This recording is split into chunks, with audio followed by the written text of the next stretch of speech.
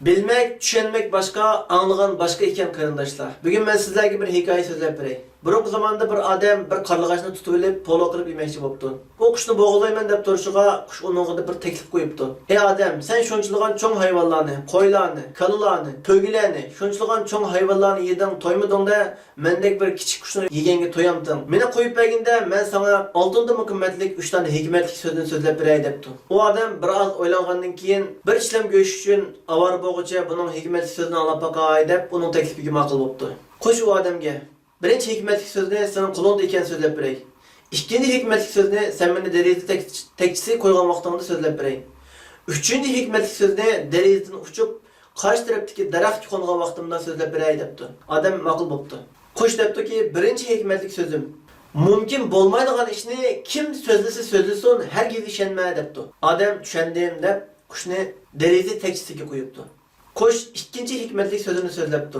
Qanchalik qimmatli bo'lsa bo'lsin qo'lingdan ketgan ne'mat uchun hargizmi qayg'urma debdi. Odam tushandim debdi. Qarg'ash qarshi tarafdagi daraxtning shoxi qo'ngandan keyin, "Ey aqlsiz ahmoq odam, ziyon tatdim, bakmi ziyon tatdim. Mening qo'rqimda 200 gram og'irlikdagi oltin bor edi. Qo'lingdan bir boyliqni qochirib qo'yding" debdi. Odam buni olgandan keyin urib yig'lashga boshlabdi. Qush u odamga: "Oy ahmoq, aqlsiz. Birinchi hikmatlik sözümde mümkün bo'lmaydigan ishni kim sözlüsün hergizmi ishonma degan edim. İkinci sözümde qo'lingdan ketgan ne'mat uchun qayg'urma degan edim. Bu ikki so'zni anglabsan u, tushunamabsan. Bu hikmatli so'zlarni qabul qilolmabsan. Men 100 gram og'irlikdagi bir qarlag'ach, qornimda qandaqmi 200 gram oltin bo'lsin" debdi. Bunu anlagan adam aldığımki 2 tane hikmetlik sözünden faydalanmadım. Ahırki 3. sözünü sözlep bergin, muşu sözünü basım için hemen depti. Qush bu adamga: "Aldığımki 2 hikmetlik sözü düşenmegen kalada yeterlik akıl yok. 3. hikmetlik sözümde sözlesem israf bulup ketidi" dep uçup ketipti. Aziz qarindoshlarım, nurg'unlagan ilm ehlilerimiz, siyasetçilerimiz, teşkilat rehberlerimiz ve nurg'unlagan YouTube kanalları ve teşvikatçı qarindoshlarimiz xalqimizga nurg'unlagan meselelerni aydınlashtirish uchun qarindoshlarımızın hayat yolunu yoritib berish uchun tirishyapti. Shuning uchun anglagan narsalarimiz ustida tafakkur qilaylik, o'ylaylik. Qabul qilishga tegishli yaxshi, to'g'ri so'zlarni qabul qilib, hayotimizga tatbiqlaylik. Bu qarg'ashning oldingi 2 hikmatlik so'zi shunga o'xshab qoldi. Mumkin bo'lmaydigan ishni kim sözlüsün hergizmi ishonma. Ya'ni amaliyatimizga mos kelmaydigan, imkoniyatlarimiz yor bermaydigan, aql va mantiqqa uyg'un bo'lmagan quruq gaplarga, fitna fasodlarga aldanib bir-birimizdan xafa bo'lishib, o'ch adovat saqlashib, yiroqlashib, parchalanib yo'qib ketmaydi. İkinci hikmetlik söz,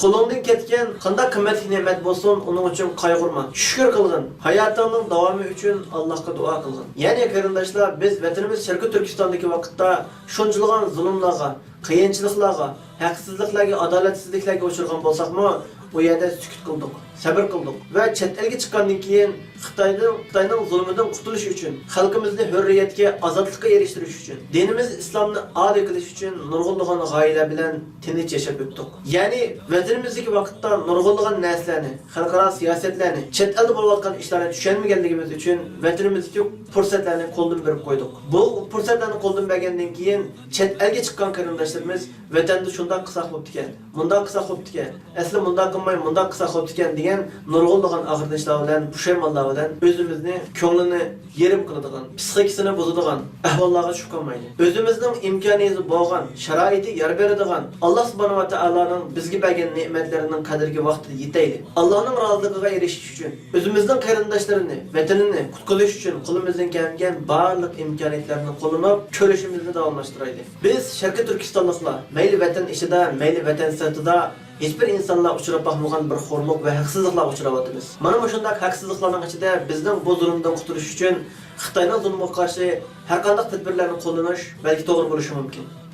Biz o'zimizning diniga, milliy urf-odatlariga, o'zimizning fikr va ko'z qarashiga uyg'un bo'lgan shaklda Xitoy zolimlariga qarshi turishni davomlashtiraylik. Hargizmi voz kechmaylik. Agar o'zimiz shubha qilgan faoliyatlar, harakatlar bo'lsa, özümüz to'g'ri deb qaragan, özümüz qoyil bo'lgan diniy ustozlardan, siyosatchilardan so'raylik, maslahatlashaylik, shu bo'yicha ko'rishimizni davomlashtiraylik. Hargizmi shubha bilan, gumon bilan, fitna fasodlar bilan o'zimizning ko'rishini, hayotiy, imoniy, axloqiy, milliy burchimizni to'sib qo'ymaylik, voz kechmaylik, umidsizlanmaylik va fursatni qo'ldan bermaylik. Belki hozir vatanimizdagi fursatlarni, ya'ni vatanimizda Sharqi Turkistonda yashayotgan vaqtimizdagi fursatlarni qo'ldan berganligimiz uchun pushaymon qilayotgan bo'lsak, Belki bugün chet elde, Türkiye'de, Amerika'da ve başka yerlerde durup özümüzün din üçün, vatan üçün, halkımız üçün kılamaydigan yaxşı işlerini kılanmay ötüdüversek, belki erde chet eldeki vaktimizde muşu işlerini nima üçün kılmagan demen degan pushaymonni yaşap qolishimiz mumkin. Bu günlerini Allah bizga ko'rsatmasin. Barliq qarindoshlarimizni birlik barobarlikka, hamkorlashishga, haq yo'lda kurash qilishga, hayotimizni ahamiyatli, ma'nilik o'tkazishga taklif qilaman, da'vat qilaman. Alloh hammangizlardan rozi bo'lsin. Ko'rishgacha omon bo'lgaysizlar. Allohga omonat.